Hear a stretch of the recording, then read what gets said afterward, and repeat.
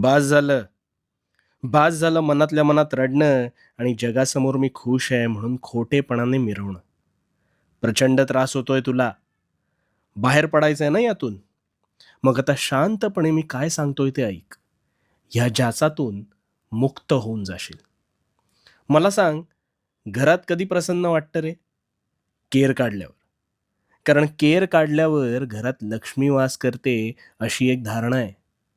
पण मग हाच कचरा जर तू साठवत नेलास, तर घरात दुर्गंधी पसरेल आणि मग काही दिवसात ह्याच दुर्गंधीने घरात रोगराई पसरू शकते.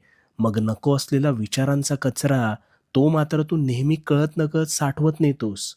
ज्याची मुळं तुझ्या मनात घट्ट घर करून बसतात आणि मानसिक स्वास्थ्य बिघडवतात. पण मग या विचारांना मानसन्मान कोण देतं रे? मला सांग ना कोण देतं? तूच ना.